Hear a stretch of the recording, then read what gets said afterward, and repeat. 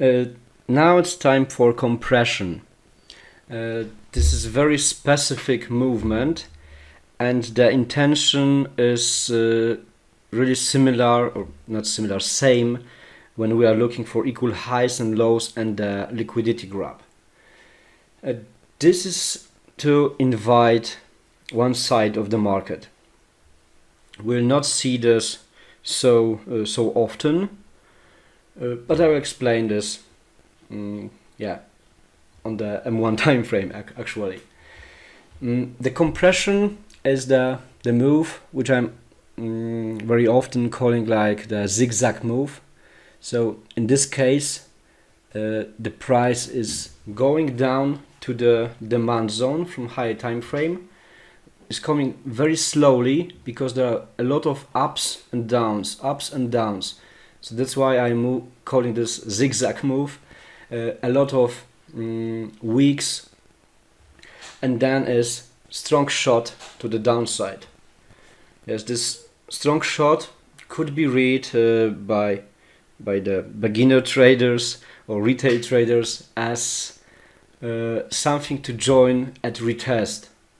So if we have the action like this, the price is compressing and then shot to the down, who knows how many people treated this as joining the sellers because of the strong move and breaking of this channel.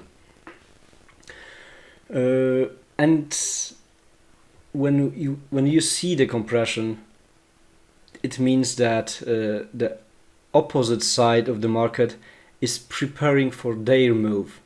So if this is into the demand, please always really wait for the last push. It can be as a big candle, it can be also as a very high volume candle, and then is the true opposite direction. So for me, the complete compression is always with this last move with higher volume. In this case here, the move is also as a compression in my terminology. A lot of ups and downs, a lot of weeks, but here wasn't the last push to the upside. Even the price missed the supply zone. It was invitation for early sellers, but the high volume move, the last push was later. This very unclean compression, but I would not join the sellers here before touching the supply and before the last push. So this is the example on M5, but as I am trading only M1 time frame, I want to show you also example in this one. So the move here is also the compression and the final push, which is touching the supply.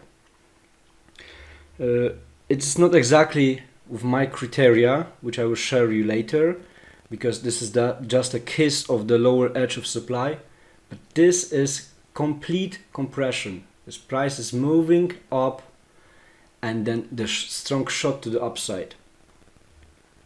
But as I mentioned 2 minutes ago, we are not seeing the compression so often because this is not a pattern which is taking enough liquidity, because this is just inviting usually one side of the market. As price is specifically going in one direction, then there is a shot, and maybe retails try to join the direction of the last push. But here we have the equal lows as a support. So here was better chances to invite traders, yes, to manipulate them.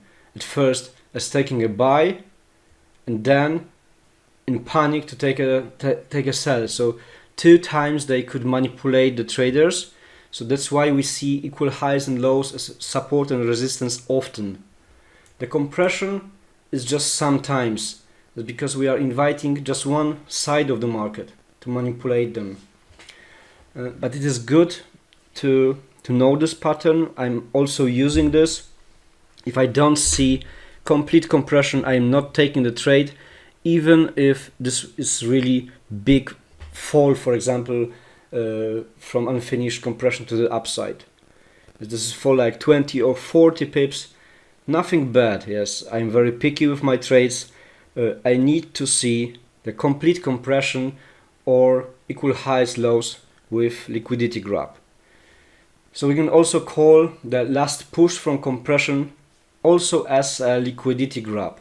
This is manipulation move. The last move is to invite the wrong side of traders, wrong side of the market. So I'm watching only on those two things, compression and support resistance, and this is my magic. Yes, this is working very well. So now, if you know about key levels, about supply and demand, where the liquidity is, if you know the not so popular pattern as compression, I want to explain the last thing as a market structure in next lesson. This is just about the terminology what I use, and then finally we will go to entries.